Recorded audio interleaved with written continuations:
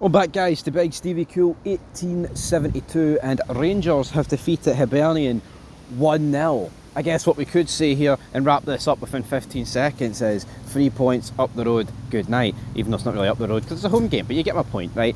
Yeah, Tom Lawrence, bit of magic. I think, Tom Lawrence, right? Never doubted the guy's ability. See, in terms of passing and shooting, great, but he's not the guy that just. He's not the guy, man, to be playing like 90 minutes. Honestly, I don't really understand it. I don't. I'm kind of baffled, if I must say so myself, why this guy continuously plays like long periods of the game. Like, I get that he didn't play 90 a day, he got subbed off for Kazan Weirjo, but at the same time, I think I'm surprised that Lawrence started. And I guess that's where we may as well begin. Like, I'm actually just surprised at the team. I mean, it was Butland, it was Tav, it was Proper, it was Suter, it was Yefty. I'm not surprised at that back five, but what I am surprised about was that in front of him, it was Connor Barron, who for me was man of the match. Then we have got the big man known as Nico Raskin. More of a wee man, but I'm kind of just surprised that Nico Raskin started this game, but it makes sense. But he gets subbed off after 45 minutes. Then in front of them you had Lawrence, and who else did you have starting this game of football? You had Lawrence, obviously, Tierney, McCausland, and then Igamani started up front, which I was surprised about. I did a bet last night on Bet365 Bet Builder. I did Igamani to score and Bajrami to score and like a few Hibs players to get booked. And I was like, there's no chance Igamani starts, so that this bet's going to get void at his odds.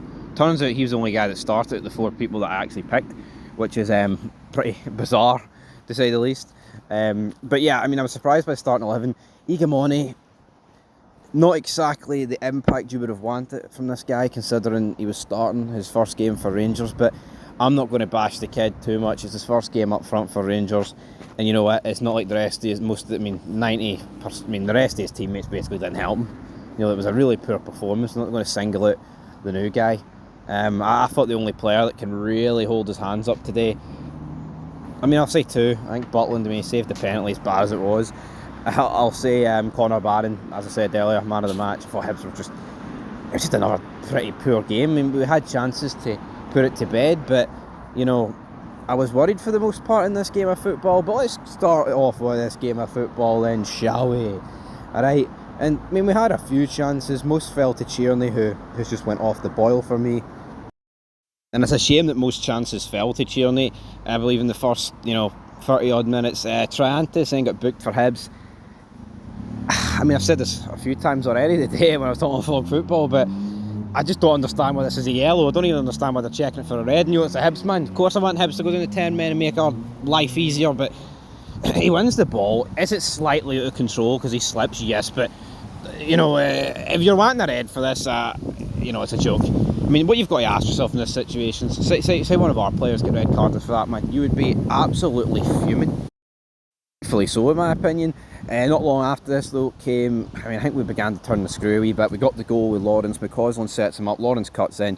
Once Lawrence gets the ball in this area, same with Bajrami, they want to just cut in and finesse it with the right. Absolute worldy finish for Tom Lawrence. And I think if we use Tom Lawrence and utilise him correctly, he can be an asset to this squad. But having him play like 85 minutes, like back to back, I just think he's gassed after like 30 minutes, and that's got to go down to Clement. Clement's got to see where is like the perfect time to use this guy and when's not. I mean, I get it. You see a guy that can shoot and pass like he can. You want him on the pitch, but when against Malmo, I thought he was actually pretty good.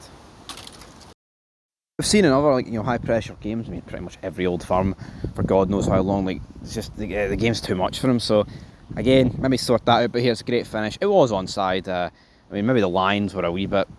Honestly, I think sometimes they change the lines. I don't get it, but for me it was level, so it was therefore on. And then after this, we didn't really grab the game by the scruff of the neck. I thought Hibs, that's when they came into it, and it's weird that teams come into games when they actually go a goal down.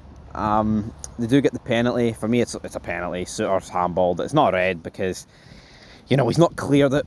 it's not like he's cleared it off the line or it's 100% deliberate. I think there is a slight movement for Suter towards the ball, which for me seals the fate of the penalty being given.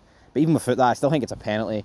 But yeah, some of these get given and some of these don't get given. All you want is consistency, and you know, a wee bit of you don't want the floating around Scottish football with these decisions.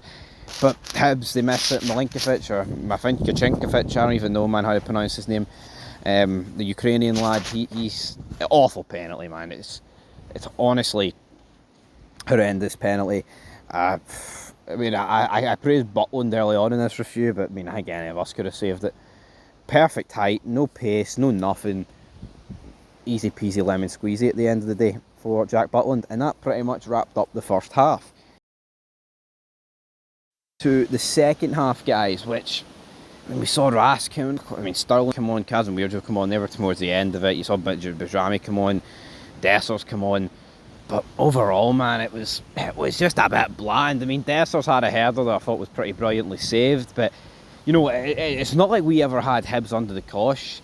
On a different day, we would have drew this or potentially get beat, because if he doesn't hit a really poor penalty going into that second half, you know, at 1-0, that team should be hungry. That team should be looking for goals. And I get it, first he must have took a lot of energy at them, but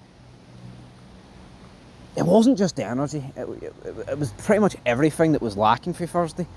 The only thing that was probably the same was the finishing ability, which obviously was really poor on Thursday from Malmo. So it is what it is. I could have been about 6-0, but today was 1-0, and then you're just sitting there. You're nervous. I mean, Hibs didn't really force Butland into anything great. It was like half chances. You know, you had the header off at the White Gale, which is just weird seeing him in Scottish football, but he headed it and it went wide. Again, nothing groundbreaking there. The Dessers header not long after that, and then it's just a bit of huff and puff. Hibs are having long throw after long throw after long throw, and you're thinking, right, Rangers, sort this out.